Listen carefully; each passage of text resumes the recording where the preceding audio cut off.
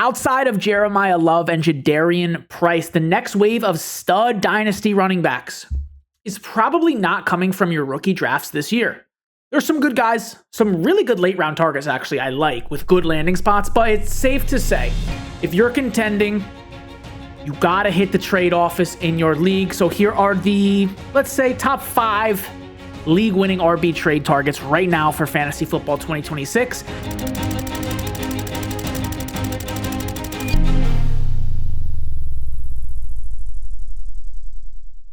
And the first guy I want to talk about, yes, is Chase Brown.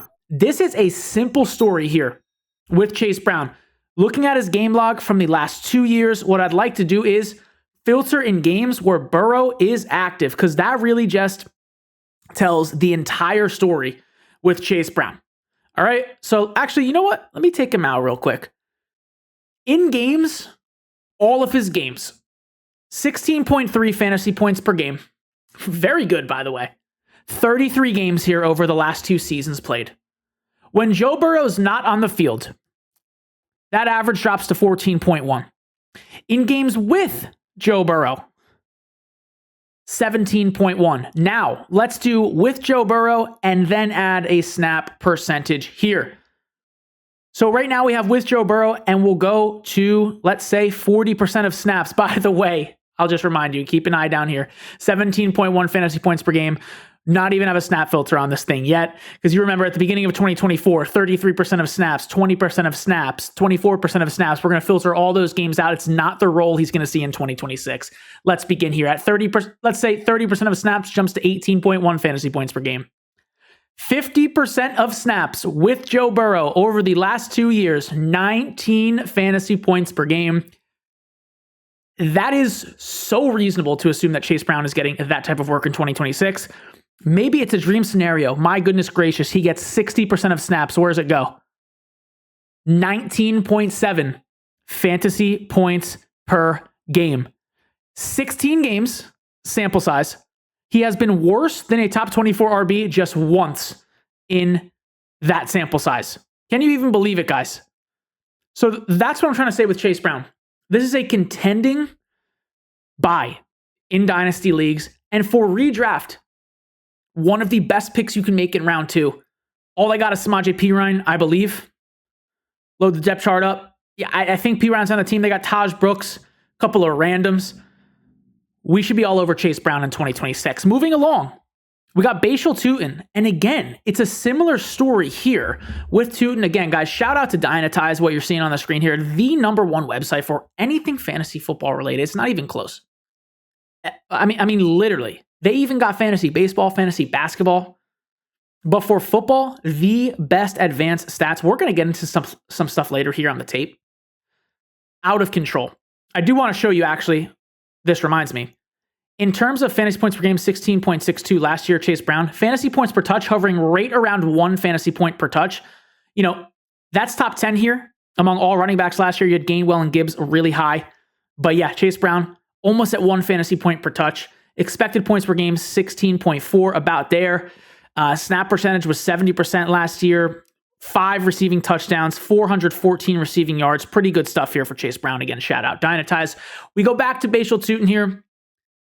I want to look at his 1 year he's had, okay? And what we're going to do is filter very similarly, again, by touches. So we're going to go to stat filters, okay? We're going to go to carries. Let's do carries. And let's say, I think 10 plus carries is a lot to ask for, actually. So let me think here. What I want is overall touches. So my guy Dynasty, if you're listening, you know who you are. Let's add a total opportunities or a total touches to this, and we'll be on money. But let's do it. Let's do 10 plus carries and see where that takes us. Only 1 game, 13.4 fantasy points. Cool. Okay, let's go to targets. 3 plus targets, only 1, and okay, didn't do too well there. How about catches? 2 plus catches, still above 10 fantasy points. The number we're really looking for is opportunities, and I put it here in my tweet, and I did a kind of a manual sample here. In 3 games last year with 10 plus opportunities, not a huge sample size. Sorry, it's all I got, okay? Those of you say like, oh, you're nitpicking stats. No, I'm not. I wish I had 15 games of this. I don't. 3 games with 10 plus opportunities, 12.8 PPR fantasy points per game, 1.1 fantasy points per touch. We go back to the tape here on Dynatize. Fantasy points per touch. The leader last year was Gainwell, interestingly enough, and Gibbs at 1.15, Gainwell 1.18. Fantasy points per touch. Tuten in those games was 1.1. Right here. Would have been tied for third with Ramondre Stevenson in that role. It's a very strong number. And all around versus Chris Rodriguez, I think he is more talented all around. Rodriguez is a pure rusher. Tuten can catch the ball, do amazing things with the ball in his hand, and go break a long run. Rodriguez cannot do that. So it's going to be an interesting split. We'll see. I'm very interested in Bhayshul Tuten, a great dynasty trade target here, as I do believe the RB1A in Jacksonville. Javonte Williams here in 2025. Guys, veterans are important in dynasty, especially in these startup leagues. Wait on RB and just load up on these veterans. Javonte is probably going to like the 8th, 9th round of these startup leagues. Easy, okay? And in redraft, just signed a 3-year deal to the Cowboys. We should be all over Javonte this year. Now, he started very hot here, okay? We will add a bit of a week range here, and we will do the first half of the season. 17.3 fantasy points per game. Pretty incredible stuff. Only 2 games outside the top 24 here. Really doing very impressive things, honestly. And that's what happens when you're a part of the Cowboys offense and you're just cooking like that. Almost 20 opportunities per game, almost 100 rush yards a game there at 80 in those first 9 games. Now, second half, we drop down here to 12.4 fantasy points. Not a single game in the top 12. So would have liked to see that longevity kind of continue. The Cowboys offense got a little interesting there. Their season became a bit lost. They brought him back as the lead running back. They haven't drafted anybody. Looking at the depth chart, we got Hunter Lupke, Malik Davis, Phil Maffa, who is actually a beast, Izzy Abanikanda, who I still think, if he were to get some opportunities, could be pretty good. Probably not going to happen here. All right? So there's a lot to like about Javonte Williams. Cheap buy in Dynasty. Very, very strong RB2 in redraft. Like I said, RB11 overall last season. Low-end workhorse here. Low-end RB1 workhorse. Similarly, okay, kind of like a juiced version of Javonte. We all know this name, Saquon Barkley. Now, here is a very interesting kind of thing to explore here for Saquon Barkley, if I can find him here, because he's going to be pretty low. There he is. So fantasy points per touch, 0.73. But take a look at this, guys. Expected points per game here for Barkley, 15.76. Let's sort these running backs by expected points per game. And there he is, top 10, 15.76 expected points per game. McCaffrey all the way at 25, next closest Bijan at 19.7. But expected points really tell you about the role the player was in. How many carries they're getting, how many targets they're getting, how many expected touchdowns they're supposed to score. Let's take a look at fantasy points over expected. Okay, minus 19.86 on the season, per game minus 1.24. If we sort that, let's see, you will see Saquon Barkley, bottom 5 in fantasy points over expected per game. So one of the highest underperforming running backs, the only running backs who underperformed more. Woody Marks, Alvin Kamara, Kamani Vidal, Isaiah Pacheco, and very interestingly enough, Javonte Williams. Okay? But my point here is the opportunities were there. I really do believe that. You look at the snap percentage here, leads all running backs, tied for the lead with 80% of snaps.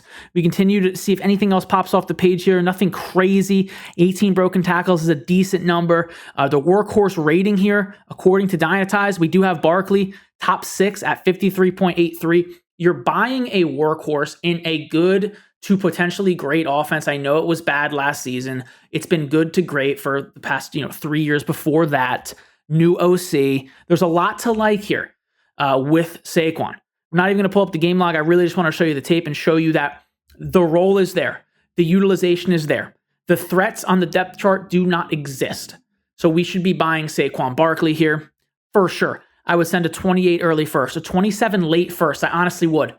You're not going to draft Saquon Barkley this year, next year, at the 11th overall pick in your 27 drafts. You might think you are, you're not.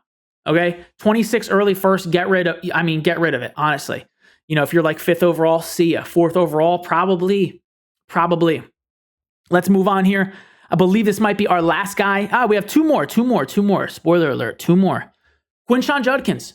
Very interesting name here, and this is going to be a fun game log sort. Now, suffered a pretty nasty injury to end the season, but really was dominating. So what I want to do here is look at 55% of snaps. Again, it's just not too much to ask for when you are supposed to be the lead RB on these teams. All his games here, 12.1 fantasy points per game in 14 games played. We move this to 55% of snaps. And as you can see, just with the snaps rising, the fantasy points in the bottom left corner just get better. Crazy how that works, right? Y equals MX plus B. 55% of snaps here for Judkins, He jumps to 15 fantasy points per game in those 7 games. 19.9 carries per game, so over 22 opportunities. That's what I'm talking about. You get a capable QB in there, right? I'm not saying Deshaun Watson has to be, I don't know, who? Prime Dak Prescott? That'd be wonderful. He's not. He's not that good. But I don't think it's going out on a limb to say he's better than Shadur, better than Dylan Gabriel, more capable of running an offense. They have a good defense. The games are close. That favors the running, okay?